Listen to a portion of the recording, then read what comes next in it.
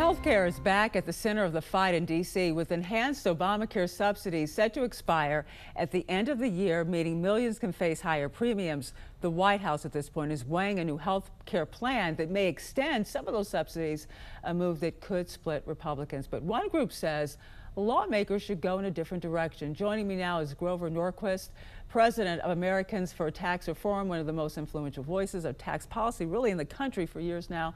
Thank you so much for joining us, Grover. But before we get to why you're here to talk about health sharing ministries, let's just begin with these Obamacare subsidies.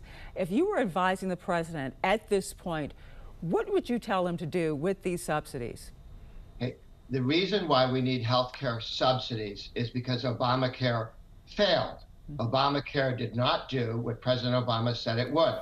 You were supposed to be able to keep your doctor. That was not true. Everybody was supposed to see their insurance premiums go down by $2,500. Instead, they doubled.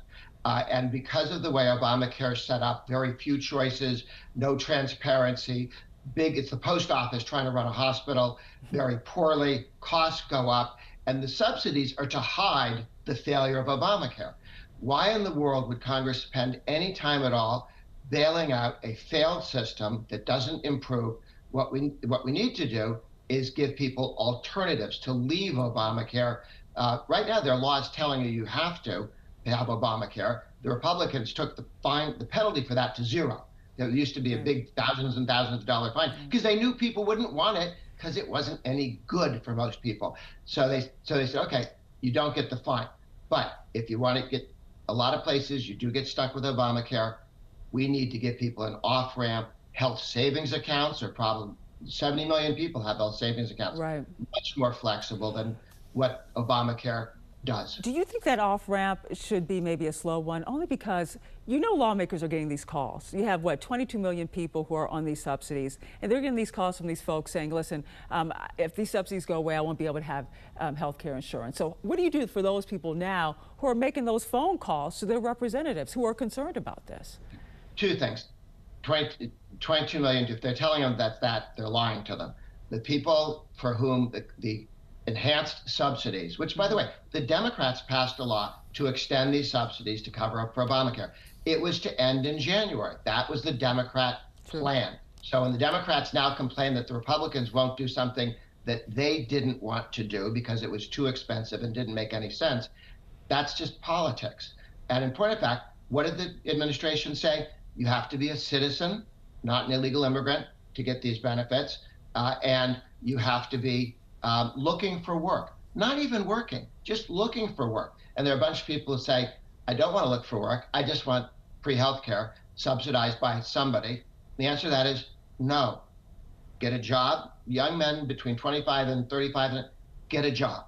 This is not about people who have kids at home or have handicaps or anything. These are people who could and should be working and choose not to because the way Obamacare was set up, you didn't have to work. Well, let's talk about the health sharing ministries, which is really, and just make sure I have this right here. They're faith-based membership programs where people kind of pool their money to pay each other's medical bills. Now, you're saying that maybe the IRS should treat health sharing ministries the same as these health insurance for tax purposes. Why do you think that would benefit more Americans?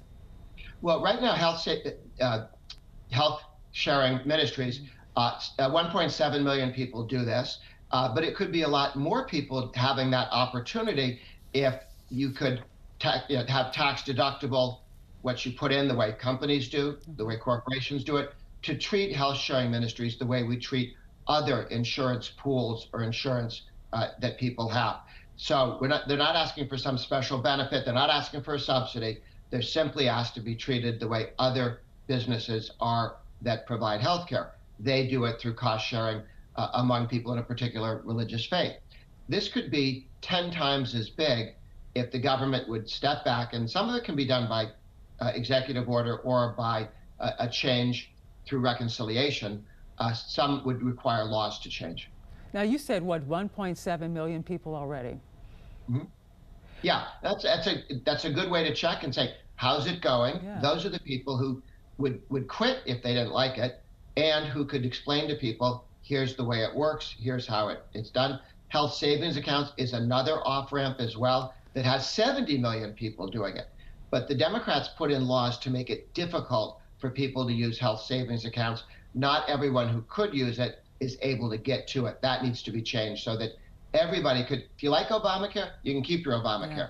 We're not going to throw additional subsidies at the failures of Obamacare, but if you'd rather have a health savings account or sharing ministries, those should be options for everybody without government restrictions that the Democrats stuck in there to force you into Obamacare. All right. Thank you so much, President of Americans for Tax Reform, Grover Norquist.